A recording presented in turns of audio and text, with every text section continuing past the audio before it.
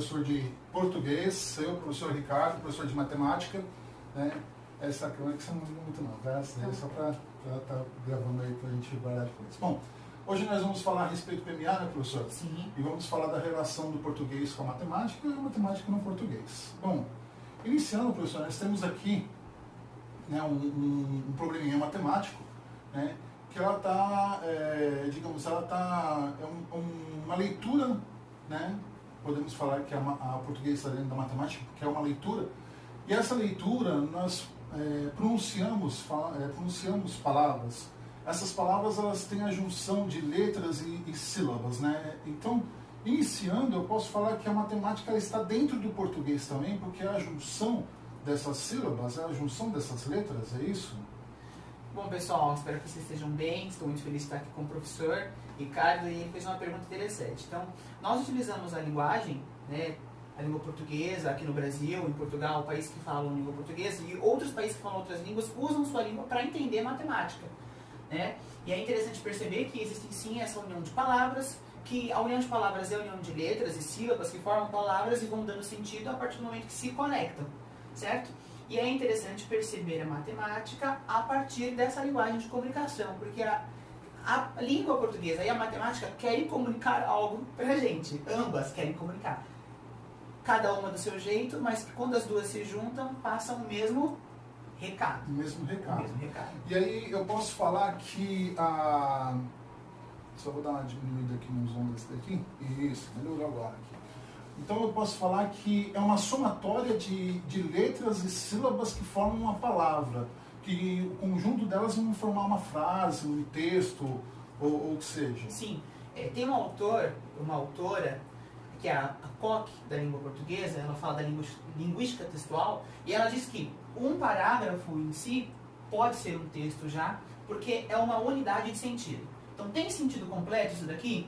Tem sentido completo. Então, já é um texto, já tem significado, já é uma unidade coerente. Uma unidade coerente. Mesmo que fosse uma frase, se é uma unidade coerente, faz você perceber alguma coisa que não está desconexo, já é um texto, já tem sentido. Isso porque nós podemos perceber que nós temos várias palavras aqui dentro dessa frase e a quantidade de letras é muito maior do que a das palavras, né? Então elas vão se somando e vão gerando as palavras. Como nós pronunciamos, né, uma palavra, nós pronunciamos uma vez só, mas dentro dessa palavra que nós pronunciamos há várias letras dentro dela. Sim, que aí é uma questão também da fonética e da fonologia que vai ajudar a gente a perceber que às vezes tem uma letra que possui mais de uma forma de ser pronunciada, então uma letra pode ter 2 ou 3 sons, e às vezes uma letra como o H não possui som algum quando em algumas situações. Como nhá, nhé, ni. Isso, ou homem, né? A palavra homem. Ela não possui som, né? Não possui som. É como se estivesse sem o H. Sem o H, homem. Interessante isso. Então nós podemos falar que é uma somatória e ao mesmo tempo uma multiplicação e uma divisão, né? Porque ela está aqui, mas nós não pronunciamos ela. É como se ela fosse subtraída daqui. Subtraída, é uma subtração dela, né? É interessante isso. Bem, como vocês puderam ver que a matemática está dentro do português, agora nós vamos falar de uma coisa muito mais interessante agora, que é o português dentro da matemática. Porque para compreender o português, para compreender a matemática, é necessário você compreender o português. É obrigatório você ter uma leitura textual, compreensão textual, né, professor? Sim. E saber extrair dados dentro da questão matemática, como eu falo. É muito importante você extrair esses dados. E esses dados no português tem uma outra linguagem, né, professor? Qual que seria a linguagem, então?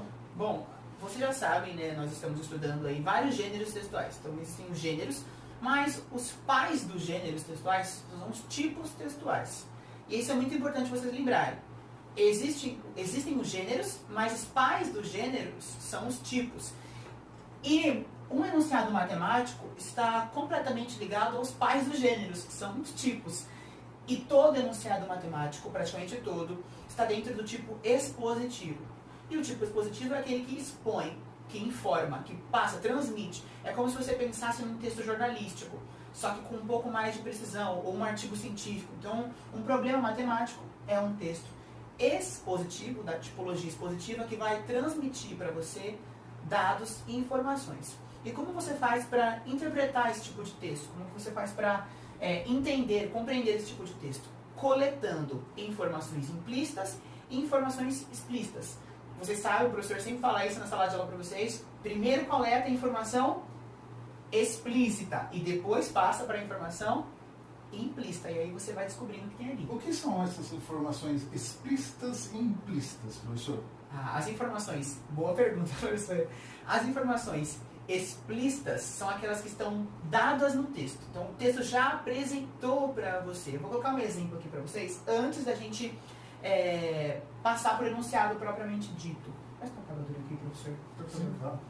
Então, por exemplo, no exemplo seguinte, vou colocar aqui de azul. João fumava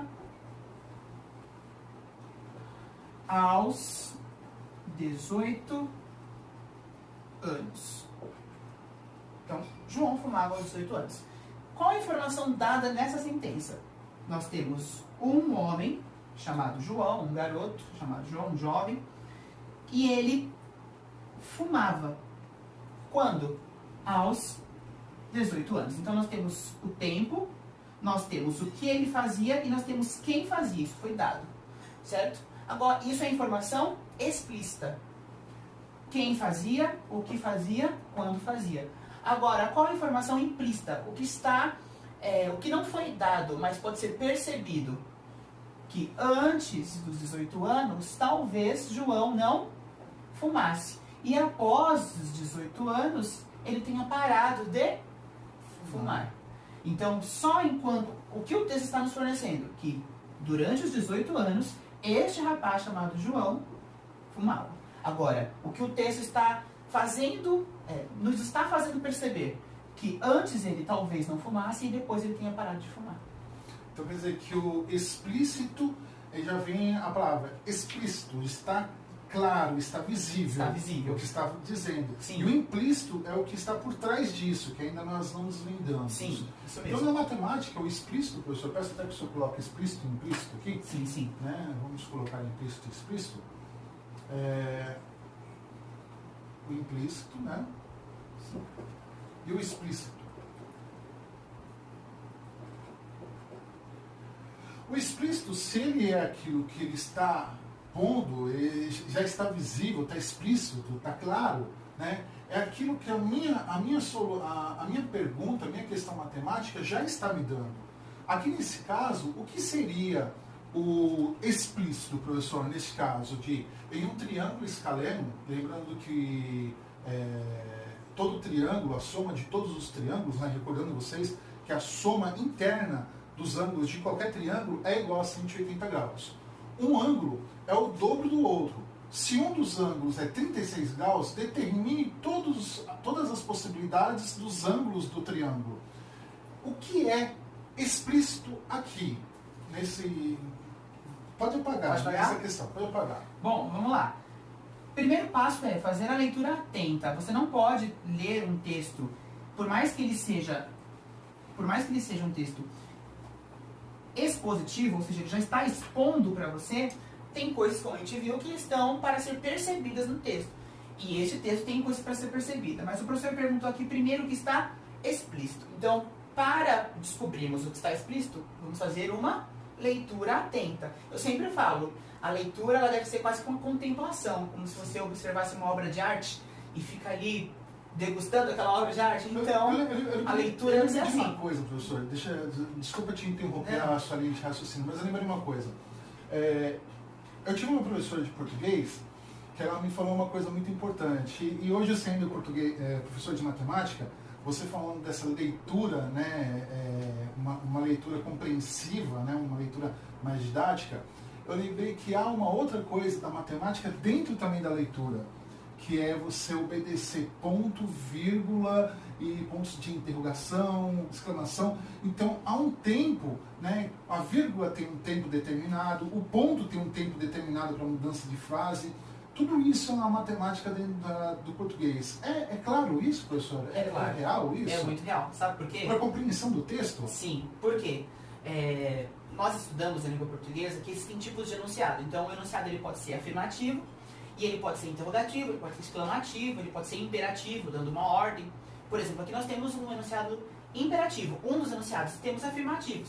Ó, primeiro enunciado que nós temos aqui, em um triângulo escaleno, um ângulo é o dobro do outro. Isso aqui é um enunciado afirmativo, ele está afirmando. Então você pode ter essa certeza que um ângulo é o dobro do outro.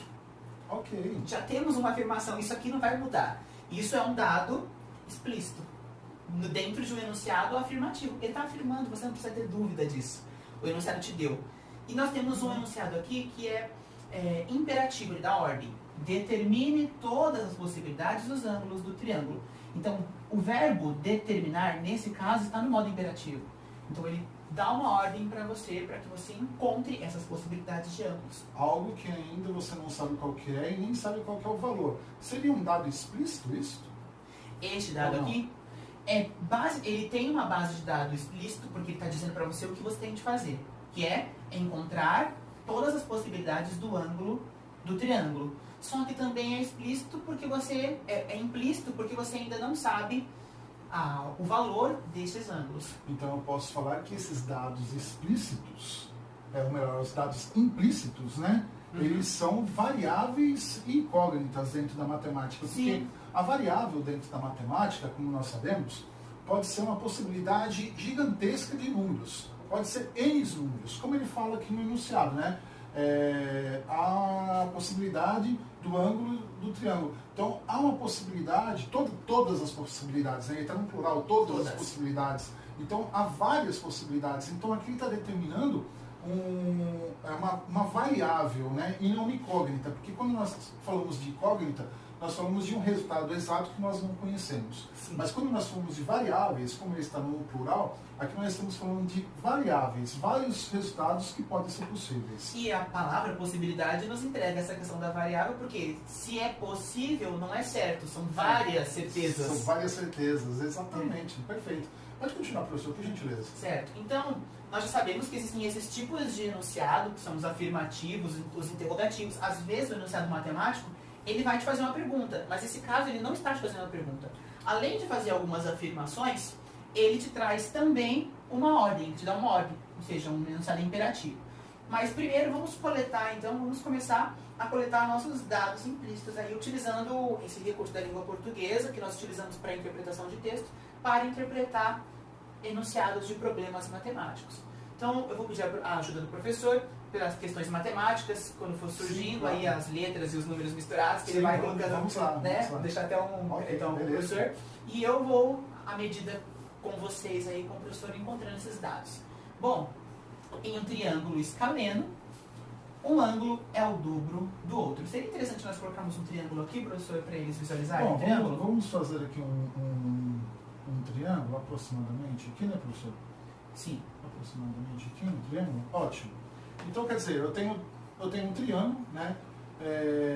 Lembrando que a soma dos ângulos internos do meu triângulo é sempre, a soma dos ângulos internos do meu triângulo é sempre igual a 180 graus. Bom, isso nós já temos, professor, porque é uma regra. Todo triângulo, seja ele qual for, escaleno, equilátero, retângulo, triângulo, qualquer triângulo, a soma dos ângulos internos é 180 graus, porque todo triângulo é formado pelo segmento de 3 retas. Então, o encontro dessas 3 retas, eles formam 180 graus internos. Se eu tiver um ângulo dele medindo 180 graus, eu já não tenho um triângulo retângulo. Eu já vou ter um segmento de reta. Por quê? Aqui eu vou ter o ponto e aqui eu tenho um ângulo de 90 graus e aqui também de 90 graus. Perfeito. Então você vê que não fecha, né? Ele não forma um triângulo. Okay. Então por isso que todos os ângulos internos, a soma dos ângulos internos de um triângulo é igual a 180 graus. Uma coisa muito interessante também no triângulo é que a soma dos lados do meu triângulo, a soma de 2 lados, ela sempre vai ser maior do que o outro. Mesmo se eu pegar esse lado maior e somar esses 2 lados menores, vai ser maior do que esse outro lado. Por quê? Se eu somar esses 2 lados e ficarem do mesmo tamanho desse, não tem como formar um triângulo. Entendi. É uma lei de formação de triângulo. Então, ok, temos um triângulo aqui, sabemos que a soma dos ângulos internos tem que ser 180 graus. Certo. Continua então, professor. Depois de toda essa explicação, a gente já consegue compreender melhor o que o enunciado está nos oferecendo. Então é muito importante vocês terem esses conhecimentos de matemática já, né, acumulados para entender o que o enunciado pede. Então vamos lá, temos um triângulo qualquer que foi desenhado aqui pelo professor para a gente conseguir entender o que o enunciado está pedindo. Então dentro deste triângulo nós temos sabemos que um ângulo é o dobro do outro. Aí esse enunciado aqui, ele é um enunciado implícito, porque é uma incógnita, ou não? Não, ele é um enunciado explícito. Explícito. Explícito, ele está falando que um ângulo é o dobro do outro. Você pode escolher qualquer um deles. Ele não está mencionando, ele sabe que, por exemplo, esse ângulo aqui é o dobro deste ângulo aqui, por exemplo. Certo, então eu vou colocar aqui que é 2 vezes x. Nós falamos assim, 2 vezes x. Certo, então nós temos 3 ângulos aqui, certo? Esse e esse. É isso, certo, professor? Isso. Então a gente sabe que um é o dobro do outro. Sim, então nós podemos colocar um ângulo qualquer é 2 vezes, é o dobro. Isso. Certo? Então isso é uma informação explícita, gente. Explícita. Está apresentando para você que tem um ângulo aqui, você não sabe qual é. Porque também não precisa saber, porque são 3 ângulos, você pode colocar onde você quiser. Um é o dobro do outro. Certo? Agora vamos para a próxima informação dada pelo texto. Se um dos ângulos é 36, se nós sabemos que é uma conjunção adverbial para um enunciado de possibilidade, né? Então, se gera aí uma condição. Uma condição. Se um dos ângulos é 36, temos um outro dado aqui passado.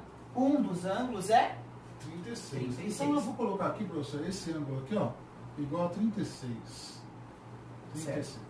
Então, você já colocou, sabe que um é 2 vezes a mais que o outro ângulo, e um dos ângulos é 36. E aí você tem essas informações passadas, dadas para você. Agora, pode continuar. Foi eu que esbarrei aqui. Se nós temos 2 informações transmitidas, nós temos uma ordem agora que eu falei para vocês, que é do verbo imperativo. Determine todas as possibilidades dos ângulos do triângulo. Como que você vai determinar isso? Utilizando aquilo que lhe foi dado. Ou seja, o dobro do valor do ângulo e também um ângulo de 36 graus.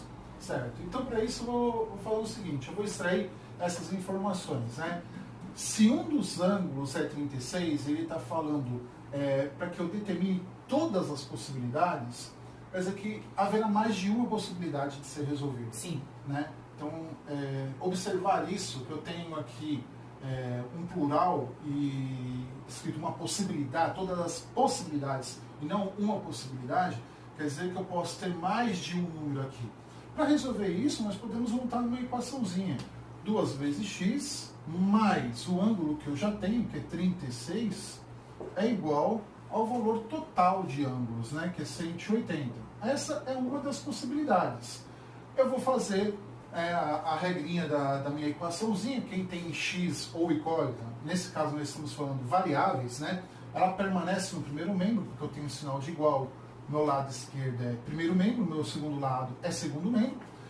Vai permanecer aqui 2x igual a 180, né, nesse caso, menos 36, porque quando eu transfiro um dos dados para o outro lado, para o outro membro, eu tenho que inverter a minha operação matemática. Eu vou ter 2x igual a 144. X vai ficar sozinho, porque 2 está multiplicando, vai passar dividindo o meu 144, e isso vai ser igual a 72. 72 é o resultado de cada lado. Por quê? 72 mais 72 é igual a 144. Mais 36, que foi me dado na questão, é igual a 180 graus. Uma das possibilidades é que este ângulo seja de 72 e este ângulo seja de 72. Ambos ângulos são o dobro, né, de 36. Sim. Essa é uma das possibilidades. Também posso falar que o dobro de... Vou colocar aqui, vão ser 144, e posso extrair um valor de 144, onde o restante pode se tornar o dobro. Então são várias possibilidades que eu posso criar dentro desse triângulo. E essa é uma delas.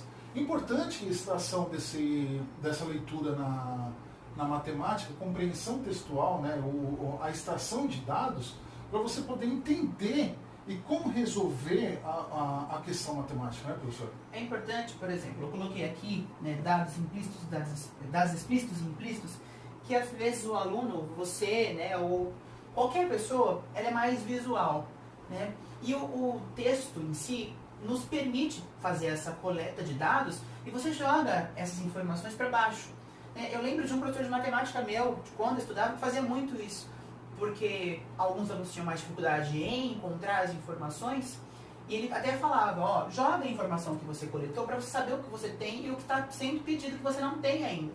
Por exemplo, seria interessante, que isso é um trabalho da língua portuguesa, às vezes a gente tem preguiça de tirar e reescrever, mas a reescrita é importante porque você memoriza aquilo que você tem e aquilo que você não tem, aquilo que você precisa encontrar. Exatamente. E seria interessante colocar, nós fizemos aqui o desenho, então, por exemplo, você está aí no seu caderno, você colocaria o seu triângulo, para você visualizar o triângulo, você colocaria uma outra informação dada, que é um ângulo é o dobro do outro, então você tem um... Professor, qual é o símbolo de ângulo aqui, para a gente saber?